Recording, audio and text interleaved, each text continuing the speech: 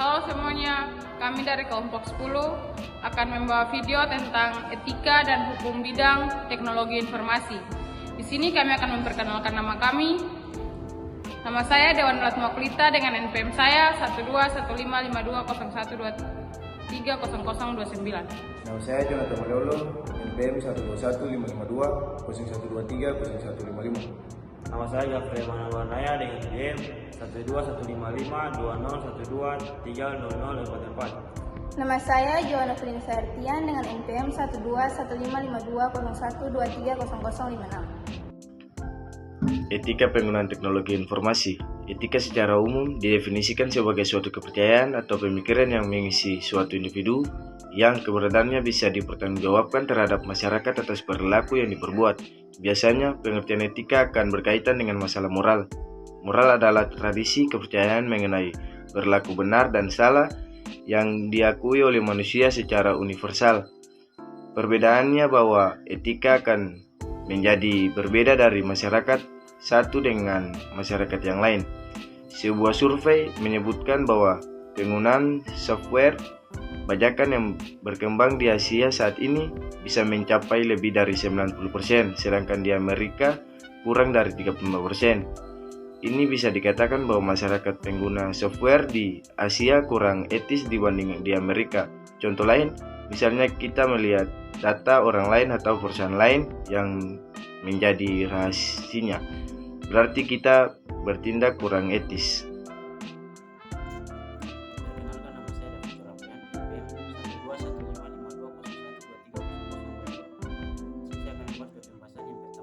Perilaku moral dan konsep etika. Yang kedua, dampak pemanfaatan teknologi informasi.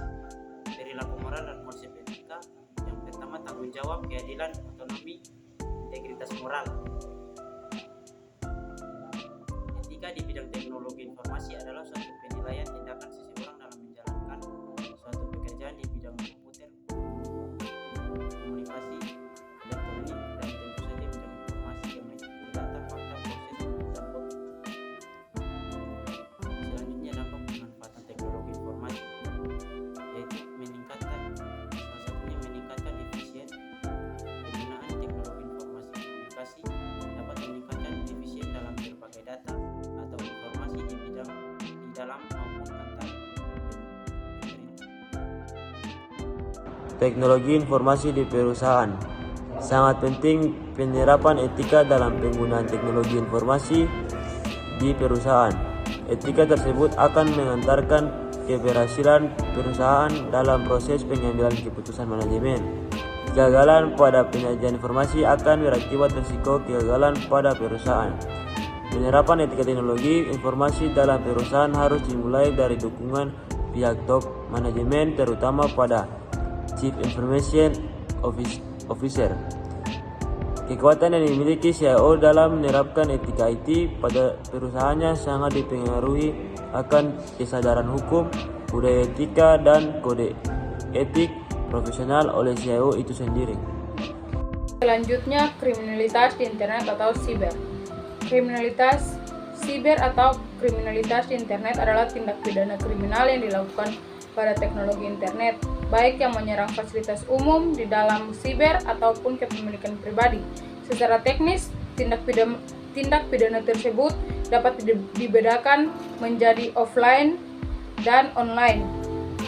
Masing-masing memiliki karakteristik tersendiri, namun perbedaan utama di antara ketiganya adalah keterhubungan dengan jaringan informasi publik. Siber merupakan perkembangan lebih lanjut dari kejahatan atau tindak pidana yang dilakukan dengan memanfaatkan teknologi komputer. Fenomena siber memang harus diwaspadai karena kejahatan ini agak berbeda dengan kejahatan lain pada umumnya. Siber dapat dilakukan tanpa mengenal batas dan tidak diperlukan interaksi langsung antara pelaku dan korban kejahatan. Model kejahatan. Yang pertama, komputer sebagai instrumen untuk melakukan kejahatan tradisional. Yang kedua, komputer dan perangkatnya sebagai objek penyalahgunaan, di mana data-data di dalam komputer yang menjadi objek kejahatan dapat saja diubah, dimodifikasi, dihapus, atau duplikasi secara tidak sari. Yang ketiga, penyalahgunaan yang berkaitan dengan komputer atau data.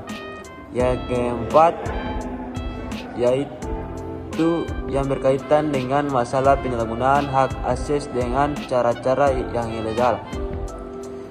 Menurut Bainbridge 1963 dalam bukunya Komputer dan Hukum membagi beberapa macam kejahatan dengan menggunakan sarana komputer.